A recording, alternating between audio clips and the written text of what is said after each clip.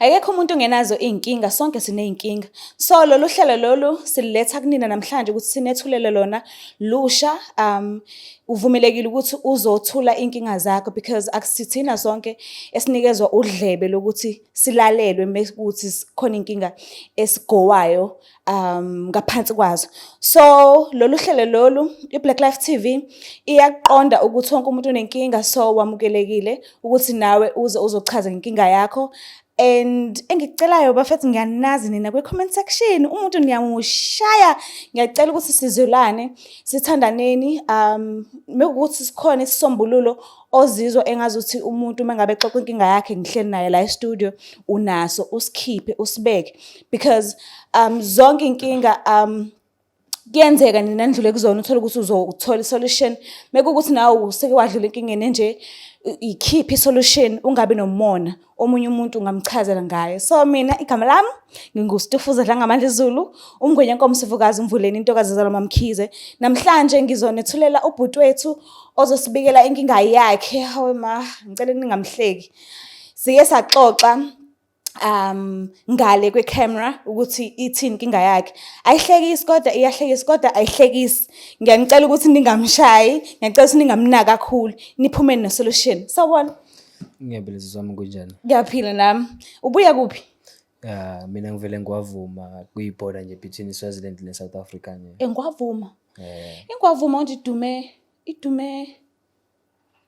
ngani? Idume ngeyigebengu ne? Yeah, into kanjalo. Ngeke izinto enjalo because khona usisi ku TikTok ojwayele ukuchaza ngeitori zakhe athi engwavuma nje ziyaphenduka.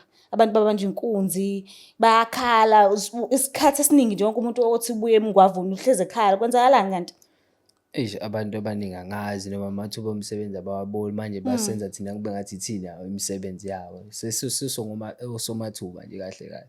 So uyewazalelwa khona, wakhulela khona? Ngizalelwe khona, ngakhulela khona, ngafunda khona, yonke into yami ngenzele khona. So ubekwa yini ke namhlanje la studio?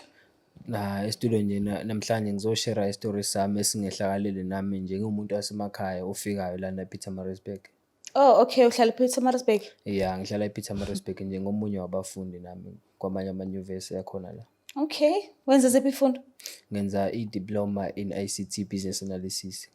Kuyini lokho? Awuchazele abantu abadala because le channel le ibuka nabantu abadala, nabadala kakhulu, nabadala nokhulukhulwana nogogo. Cela uchaze nje ukuthi kuyini lokho. For my understanding, kwi-business analysis, usebenza kakhulu kwezamabhizinisi, how to form a business, or also it include the parts of developing of apps and ama-software, into kanjalo. Unyaka esingaklo? Unyaka wami wesibili. Oh, okay. So kuhamba kanjani esikolweni? Kusahamba kahle kakhulu nje, ngingasho ukuthi akukho nje kubi engisabhekene. Awukacabanga ukushintsha? Ngisengakacabanga. Oh, okay. So iyiphi inkinga osekwabhekana nayo lo ezelela ekhaya namhlanje? Inkinga engike ngabhekana nayo lana ukuthi ngiqale nje ngestory ngike ngasizwa nje phambilini ukuthi ey'ndaweni zasemadolobheni kuyenzeka nje nokuthi ulahlekelwe into zakho ngendlela ungaqondi ngayo ukuthi kwenzakaleni. Zivele ziduke nje. Zivele ziduke nje na. Ngayiphika leyo nto ngathi mina soze yenzeka kumina. Ngolunye usuku nje nasiqeda nje kulomnyaka ondlule siqeda ukuthola imali nje nale ama-book allowances, ama-allowances la it's close to 8,000 nabo. Close to 8,000. It was 7,000 something. Can't remember actually. Mangithola kwami leyo mali lokho ngihambe ngithi ngiyothenga nje ukudla kwasendlini nezimpahla ezithile into kanjalo. Uma ngifika lapha kube nokhona nje umfowethu oba nomusa njengawazi ukuthi wawuvelaphi lowo musa kodwa wangicela ukuthi ukuba ngiphathise nami nje ngidideke nje kancane but ngivume. Wangisukela nje impela ngivume ukuthi angiphathise, wangiphathisa impahla zami. Sabe sixoxa nje ngendlela wagcina angazi kwenzakalani. Wagcina ngibuza nje nokuthi kwenzakalani, kuhamba njani esikoleni. Ngoba sengimtshelile vele ukuthi cha ngumfundi nje nami qeda nje ukuthola imali zethu. Wathi nje ucela ngimkhombise ibhalansi siqhubelane ngebhalansi nje ama-account. Ngithi mfana awumazi? Angimazi nje kodwa and now uyamtshengisa. Ngafila nje ngathi umfowethu nje umuntu engemjwayele ngingazi ukuthi kwenzakalani kodwa ke ngokuthi ke hayi ke sengikhululekile nami ngithola wakwethu ngimvulele ngimkhombise. Wathi hayi mfowethu awenze kanje phela. Awungifakele le mali lena ngibone ukuthi nami nje ngake nje ngibe nemali engaka ebhenki. Ngeke ngibe nemali engaka ebhenki. Ngithi hayi ushentshweni mfowethu angikufakele le mali. Ngamfakela imali sihambe sixoxa nje nesixoxa. Uyamfakela imali? Ngamfakela imali futhi kwaba khona cash enganginayo. Wathi usafuna ukuthenga something emarket yabo. Ngamnikeza imali wathenga usho ukuthi ngabe khona ukulibala ngangasayithola ishintshe yakhona. Uma ngifika etekisini hayibo Imali siqale phansi. Uyayibona imali esefonini ubuka kwi-app uthi msendele. Yeah. Now uyasenda. Ngayisenda imali ngingazi nje ukuthi kwakwenze njani but nje kwenzeka nje. Ngokukhulu ukukhululeka nje. Ngokukhulu nje ukukhululeka. Kwangabe lutho olusolisayo futhi. Waphinda wamnikeza wawunaye ephokothweni? Ngamnikeza futhi no cash. Kokwemalini? Cash nganginayo kwaku-R200 ohlangane just for i-transport yabo. Kwi-app imali enganginayo ngase ngisalela imali engango-6,500 something. Wayisendi nje ngoba ngayisenda nje njengoba injalo nje. Manje mayefika kuwena ufika kanjani nje?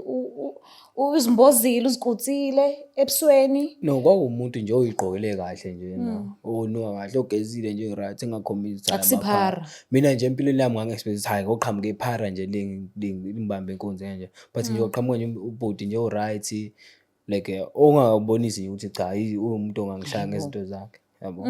So but ke into eyenzeka hayi kwaba yimanga kakhulu ngoba kwangithusa nami ukuthi hayi into eyenzekile kumina ngiqeda ukuyiphika nje kungekudala ukuthi kuzokwenzeka.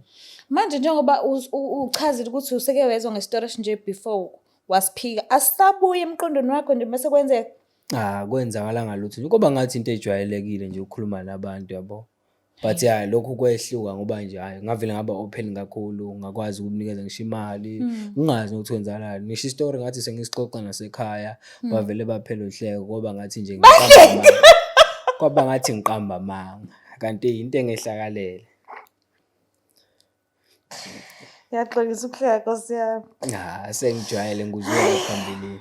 Manje mase ingqondo ibuya nike wamnikeza oplastic bakho wamsendela imali wamnikeza le ucash ususeleke suwedwa usiyogibela nakhona sekusini ufika ugibela ngani? Uma ngifika ngagibela etekisini ngahlala phansi like ngo-relaxa yasuka itaxi because kwakuyilo itaxi elokhali. Senivalelisene nobotho? Ngivalisile mfowethu nje na amaplastic wami nguyinhlanhla nje na wayephelele. Wayengase amaplastic amaningi but ukuthi wayesinda wona. Amaplastic akawathathanga? Awathathanga amaplastic ukuthi waphathisa kuphela? Wangiphathisa nje kuphela wathatha nje imali ngesihle. Kahle kahle angithi nje shuthi kwakumupha ngingazi ukuthi kanjani but nje angazi na. Manje ingqondo isuke ishonephi kahle kahle? Nami ngifisa ukwazi ngoba nje laphana angazi. Ngoba ngazizwa ngisekhaya nje ngikhululekile. Akwazi waphinda umbone futhi? Ngizange ngaphinde ngambona futhi empilweni yami. Manje etekisini usufika usukhokha ngani? Etekisini ngagibela ngabona ngakhumbula sengiphakathi bafuna imali yokukhokha. Uma ngithi emaphoketheni hayibo imali ayikho angazi kwenzakalani. Mfethu taxi driver bengibangela istep bengithethisa kuthiwa ngigibele itaxi mahhala. Gibela kanjani ungenamali? Kwakubuhlungu khona bebukisa ngabe kwakubukisa lokho ayazi nawo taxi driver benza njani. Bakwehlisaka etekisini? Bangehlisa etekisini inhlanhla nje ukuthi ngangekho kude kakhulu. Ifoni ke ngangisenayo ngenhlanhla enkulu nje angazi kanjani but ifoni ngangisenayo ngaleso sikhathi. Ngakwazi ukuthi ngifonele omunye abangani bami ezama ukungenzela indaba kaBolt ngifike endlini bese ngiyamxoxela naye istory. Kwaba ukuthi naye nje ngithatha izifu ngiyadlala. Wakuhleka? Kwaba ukuthi yahleka. So manje ngiyazi ukuthi isigameko masikwehlele kuleyo ndawo uvele uzizonde ngenhliziyo yakho ungafisi nanokuya khona. Wake waphinda wazama ukuyombheka futhi kuleyo mall noma i-shopping center noma yilo wawukuyona? Waphinda wabuyela khona noma wawusuzonda kwandawo wangaphinde waya khona? Angikwazanga nje ukuya khona ngoba ngangisazi ukuthi ubani ongaphinde ngiqhamuka ngoba into eyenzeka nami yayingiqala but ngangizwile izitori zakhona but yangithusa ngempela maseyenzeka kumina. Ngaphinde ngayisaba leyo ndawo because namanje nje na angisoze ngabela khona. Awucabanga mhlawumbe ukuthi mangabe kuthiwa uya khona uyombona ubhuti noma ngeke usamkhomba kwaSanhlobo? Ngisamkhomba nje mase kube isikhathi nje. Awusamazi? Angeke ngisamkhomba. Hayi ngeke kusho ukuthi khona into ekushaya ngayo. So manje mawuxoxela abantu bathi mhlambe yini kwakwenze njani bathi ingqondo yayishonephi? Because ngeke ukuthi akekho umuntu owaziyo sekwamxoxela ukuthi mhlawumbe ngabe washawa ngani. No, ukuxoxa kakhulukazi akusiyisitori engisixoxayo ngoba isitori esangiphatha kabi ngokwenza ngoba kwaba into ebudedengu njengazi ukuthi kanjani yenzeka kanjani, but-ke ukuxoxela kwami ngixoxela abafowethu abantu engibajwayele nakhona base bangibonisa nje nabanye abafowethu abavela khona emakhaya base bangibonisa ukuthi no mfana kithi into yamasalamusi lena awazi ukuthi ingqondo isuke kuphi ngesikhathi ingqondo ibuyakhashane wena ngeke sikusole but kwenzakaleni nokho ukuthi kumele urecover from it leyo nto kanjalo because vele Bakuchazela ukuthi mhlambe isalamuzi into mhlambe ethathwaphi enyangeni noma esangomeni noma ithatha wapi kahle kahle. Shangazi abangitshelanga nami lokho-ke ama-details amaningi ngakho because vele nje kuyistory esingicikanye nami mase ungena kakhulu ngoba ngibe sengibonakala nje umuntu obhayizayo yabo manje ngabe sengingasafuni ukuyixoxa kakhulu leyo ndaba leyo. Yeah. So isibindi-ke sokuthi uzuyixoxeke la studio sithathe kuphi ngoba awuyifuni lento le uyasho ukuthi uyayinyanya. Yeah. Isibindi engibe naso nje ukuthi ngixoxe namhlanje ukuthi ngicushise abanye abafowethu nosisi odadewethu ukuthi kunokwenzeka umuntu nje enaguzaneni eze nje ngendlela ongaqondi ngayo yabo but-ke ngithi bafowethu asesibeni ukuthi sibe nayo into ukuthi mhlawumbe endaweni eyisiphithiphithi noma endaweni yaseMadawu sibe nakho ukuyitshela lo muntu kube ngathi hayi lo sisi uyayiqhenya noma umfowethu hayi nendaba zenze umuntu ophakeme nabantu. Shothi akufanele ukhulume mfa uvela ube simungulu. Ya ngasho kanjalo ngoba nami into eyangithusa ngokukhululeka kwami mhlawumbe ngangikhululeke kakhulu but ukukhululeka ngisho ukuthi kuyintembe but-ke sibokubuka ukuthi sikhululeke endaweni enjani. Ukukhululeka manje.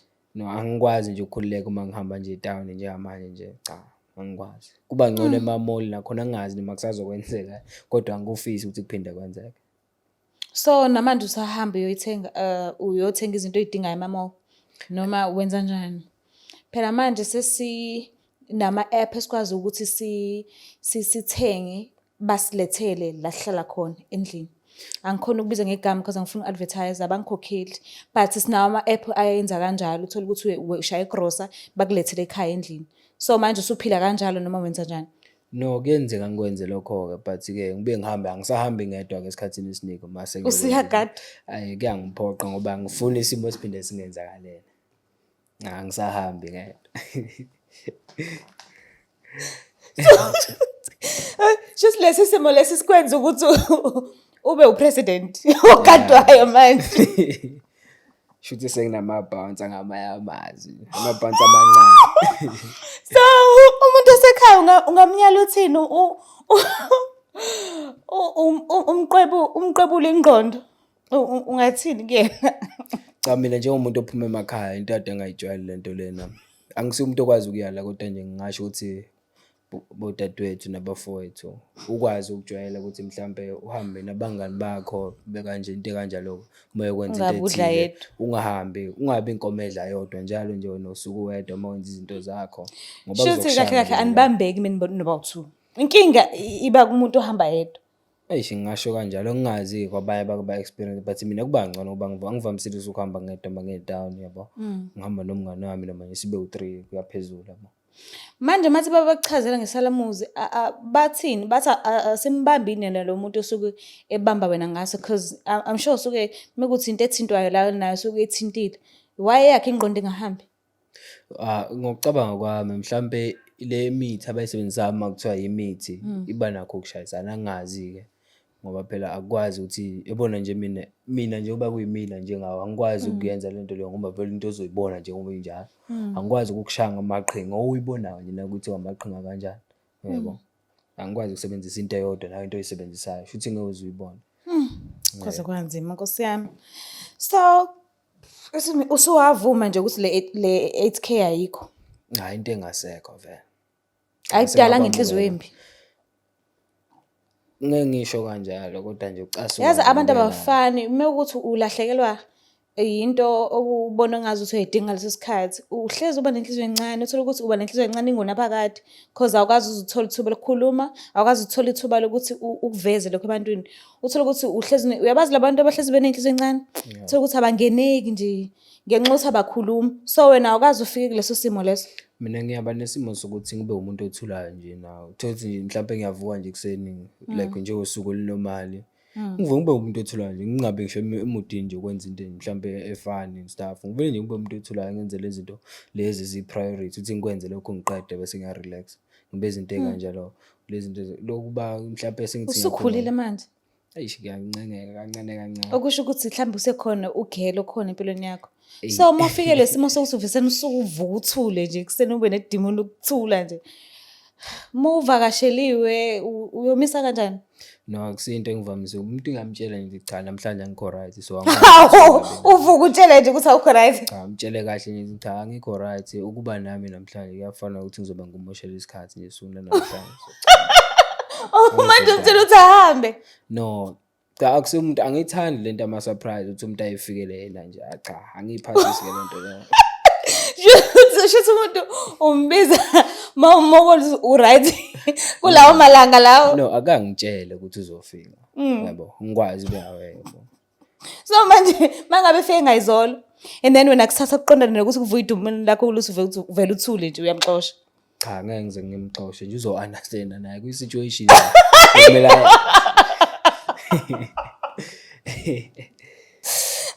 ngicela ushiye amazwi akho okugcina kubabukeli bethu bakhaya. No, babukele ngithanda nje ukubonga ngeindlebe namehlo ukusibukela nokusilalela kulo suku namhlanje nesikhathi senu sokuthi nibe nathi. Futhi ke engikushoyo ukuthi bafowethu ngicela siqaphe lapho esiya khona nabantu esihamba nabo nabantu esibajwayela ngaleso sikhathi esisuke sikhona. Yeah. Sibonga kakhulu ngesikhathi sakho. Ngibonga mama. Yo. Mekuthi nawe unenkinga ufisa ukuthi uyikhiphe esifubeni sakho ukhulumisane ngayo uthole usizo uvumelekile ukuthi usibhalele leyo number leyo uxhumane nathi le vela lapha escreenini. Ngiyathanda kakhulu. Bye.